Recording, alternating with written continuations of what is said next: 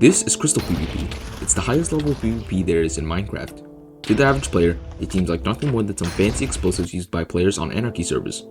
However, the high reward that comes with learning how to use these explosives is ultimately what makes them a viable form of combat. Today, I'm going to be sharing with you how I learned how to Crystalpvp in under a month. This includes the process as well as the problems I faced while learning and ultimately how I solved them. If you enjoy videos like these, don't forget to subscribe, but otherwise, let's get started.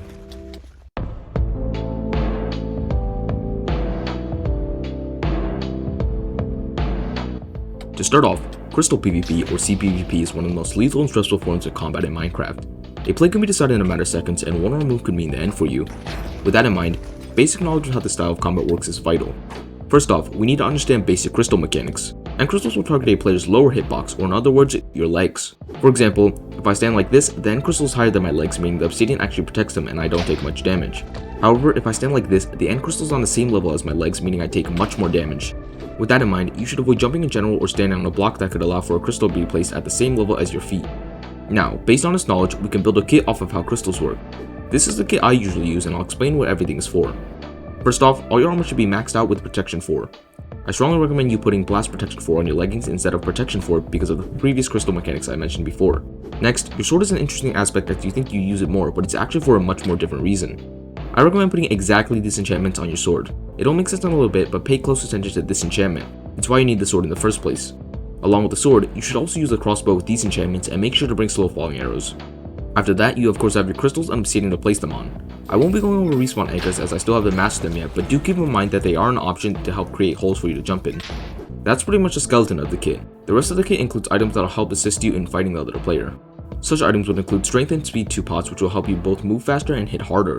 Golden apples will be your main food source as they help you regenerate, and ender pearls will help you quickly get where you want to in an instant. I would also bring XP bottles to mend your armor because crystals can break through armor quite quickly. Multiple totems will allow you to prolong your death and stay alive during the fight. Other than that, you should try to utilize every slot in your inventory, and pick wisely because if you run out of anything, you could be in a little bit of trouble.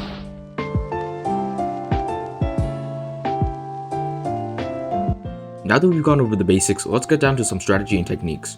Remember when I talked about this enchantment from earlier? Well, you're about to see why it's so important. A common technique used in Crystalpvp involves shooting your opponent with slow falling arrows then hitting them with your sword. What this does is that it knocks your opponent both backwards but also vertically. This is good as you want your opponent to be in the air, leaving them vulnerable. In that brief window of time, you can detonate an end crystal and do a ton of damage to them. This is what's known as a hit crystal and looks like this from your opponent's perspective. It's by far one of the most common but also deadly techniques used in crystal fights. However, performing one isn't exactly the easiest task. Even if you do have the right gear, right position, and right mentality, it doesn't just come to you instantly. What I recommend doing first is keybinding everything in your hotbar. As you can see, I have some interesting keybinds, but it's what works for you that matters the most. Keybinds will allow you to switch to any item on demand as the scroll wheel is just way too unreliable for this type of combat. Back to the hit crystal, the main part of it involves placing an obsidian, hacking the crystal, placing the crystal, and finally hitting it. It should look something like this.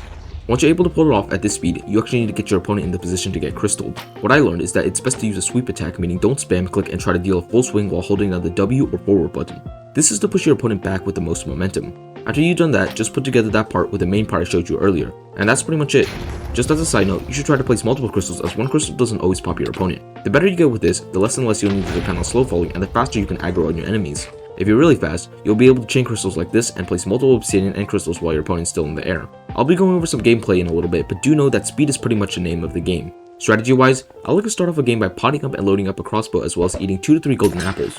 What this does is that it readies you up, and if you can do this faster than your opponent, it'll leave them struggling to get ready while you can quickly start fighting them. In the case that your opponent tries to play sneaky by digging a 1-block hole, it can be easily countered by simply placing a block in front of them. If they make a formation like this, it's even better because if they're not careful, you can knock them out of the hole and crystal them. If your opponent tries to camp near a ledge and bait you into running down the ledge, always use pearls. Never just simply walk down as it gives your opponent a clear chance to crystal you. Be aware of tactics like these as they require minimal skill but can still catch a proficient player off guard.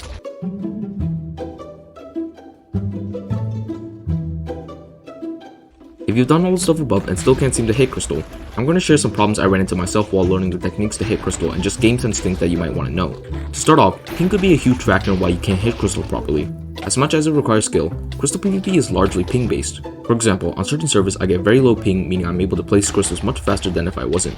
Next, if you know you might get crystal, hotkey to your totem slot. This way, the totem you're holding in your main hand gets popped instead of the one in your offhand. This makes it way easier to recover and harder to get crystalled.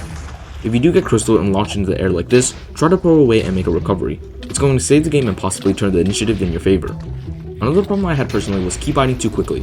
After I got really comfortable with my keybinds, I would keybind way too quickly. It looked something like this, and I would keybind to my obsidian but not place it, then keybind to my crystals, which would lead to a lot of lost opportunities to easily crystal people. When it comes to gapples, you should gapple 2 to 3 times to get the full effect of saturation and regeneration. I usually pearl away and gapple up when I'm around 5 hearts or start losing saturation.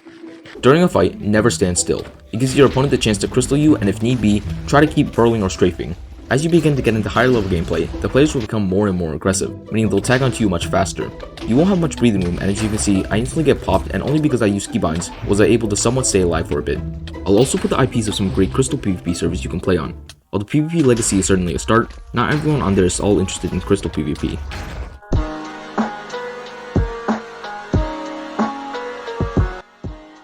So now, I'm going to be breaking down a game I had with my friend Casual and explaining my thought process throughout.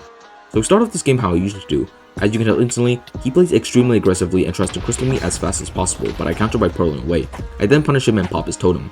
It's a bit quick, but in this first 5 seconds, I've already popped him and gotten ready for the next engagement.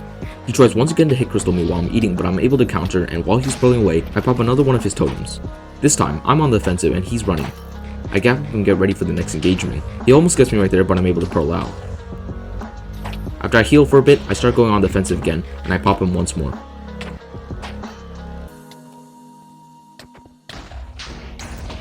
I follow up and double tap him, finishing the game. Here's another game I had with my good friend Yatsu. As usual, I pot up, gap up, and load my crossbow. We both try to initiate combat, but since I'm slightly faster at pulling off the hit crystal, I'm able to pop one of his totems. I follow up and keep chasing him because I know he must be low and trying to get another totem on. I gapple at probably the worst time possible, but we trade some hits here. I gapple back up for the next engagement and hit him with slow falling. I pearl over and try to hit crystal him, but his strafing makes it difficult for me to hit him. We continue to trade hits here and he even gets me low, forcing me to pearl away. I keep pearling here and he continues to chase after me, meaning he does have the initiative at this point. However, I'm able to turn it back around and try to crystal him once more. This time, I chose to gap up instead of chase, but looking back now, chasing would have been the smarter play. Once again, I try to hit crystal him, but like always, his strafing leaves me hitting absolutely nothing. I retreat and almost get hit crystal, but luckily I'm able to get away. I pot up again and prepare for the next engagement. I come back and we go at it again. This goes on back and forth for quite a bit, and I think because our skill level is about the same, we actually end up having quite a fun fight. However, this is Crystalpvp after all, and although we had a pretty even fight throughout, one round play was all it took for me to take the W. Hopefully seeing these fights were able to give you some insight in how I play and you can copy that style to your own game. Although I'm no master at Crystalpvp yet, I believe it's one of the most exciting forms of PvP I've seen. Over the short weeks I trained, I learned a lot about Crystalpvp. If this video helped you in any way, don't forget to subscribe and let me know what type of PvP you'd like to see me learn next. I'm no expert, so I'm open to hearing your suggestions in the comments. Anyways, I guess I'll see you all in the next one.